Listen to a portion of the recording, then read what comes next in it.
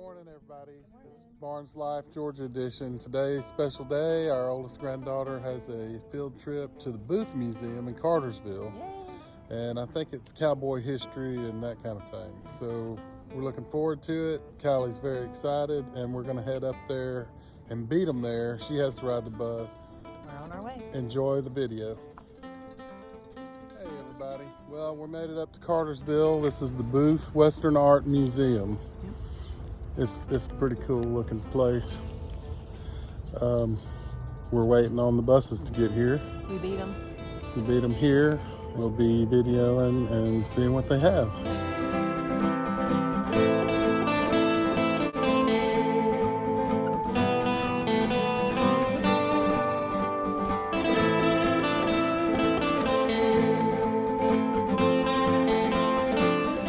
This painting is of a guy named Bill Pickett. Now, how many of y'all have ever seen a rodeo before? How many of y'all have ever seen bull riding before? Pretty cool, right? Pretty scary? How many of y'all would hop up on a big old bull? There's always at least 4 or 5 that are very adventurous. I would not. I had a buddy that does bull riding, and he's been thrown over the fence multiple times. So, yes. Did you ever get hurt? Yes, very, very much. But he loves it, so he still does it. Well, Bill Pickett, he was one of the top African-American cowboys and bull riders in the Wild Wild West in the late 1800s.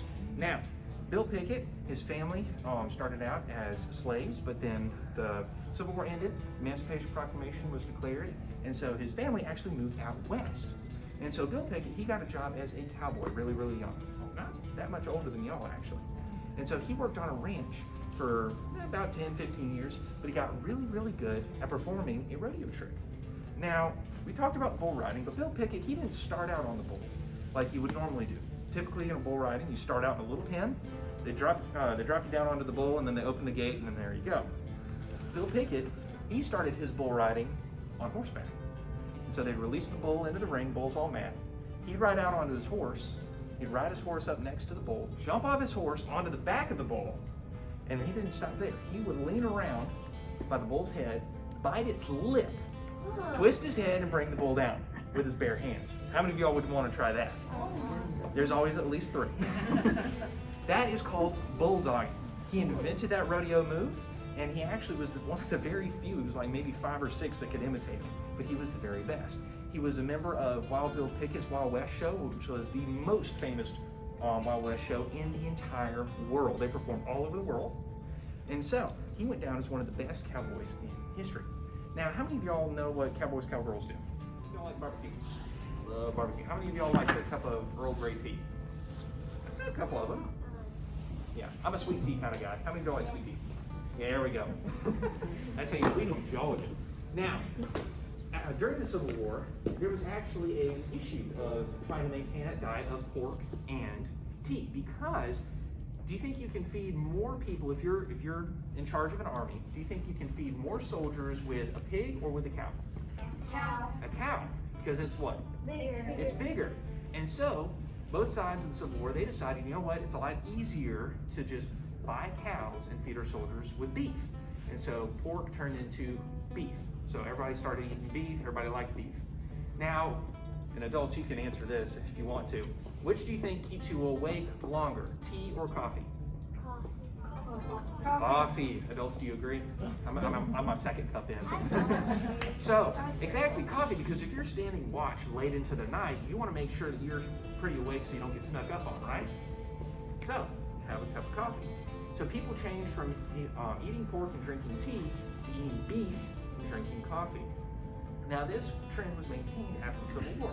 So, cattle that were loose in Texas because people went off to fight the war, and so the cattle decided that, you know what, we're just going to graze around and have fun. So now there's a lot of cattle that nobody owns. And so cowboys and ranching outfits decided to go down to Texas and herd cattle and take them from South Texas up into the Midwest. I grabbed the wrong poster first, but that's okay. We're going to talk about that. So these are some cattle trails. You start in South Texas and you go up more towards the Midwest to Sedalia, Dodge City. How many of y'all have ever heard of Dodge City? If you like Westerns? Maybe? But so all these cities, that's where the railroad ran. Because we didn't actually have a railroad that connected the eastern United States to the western United States until 1886, I believe, late 1880s. So the Transcontinental Railroad wasn't a thing at this point in time, so you had to take your cattle from South Texas up to these railroad points to be able to load them on rail cars and take them back east to be turned into nice, tasty steaks. So, how long, look at that map, how long do you think it would take you to go from South Texas up to, I don't know, Montana on a horse? How long? 1,000 years. Not that long. Not that long. About like 3 or 2 days. If you have a really fast horse, probably more than that. Yes. Probably about like 10 to 20 days. 10 to 20 days. 3 months.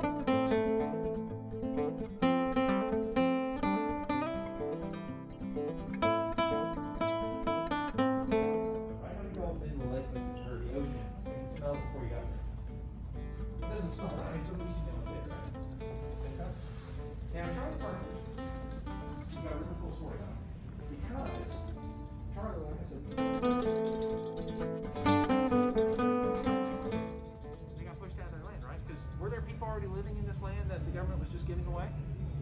Yes. Who are these people? The Native Americans. Now, if you lived out here and you were a Native American, would you be happy or sad if somebody knocked on your door and said, you got to get out because we already gave your land to somebody else? You'd be sad. What else would you feel? Mad. What would you want to do? Punch them in the face. You'd want to fight them, right? And that's what happened a lot of the times.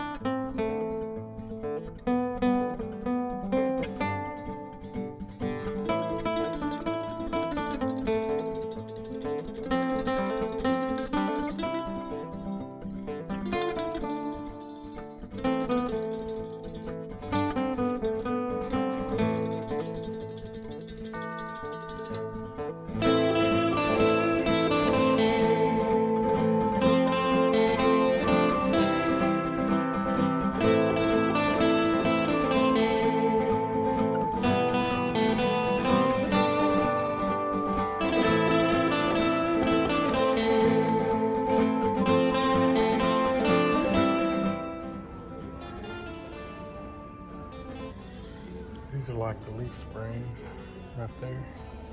Heavy leather straps that help to give a more comfortable ride. Suspension.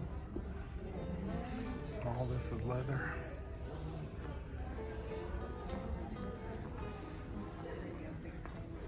And this is where the driver was.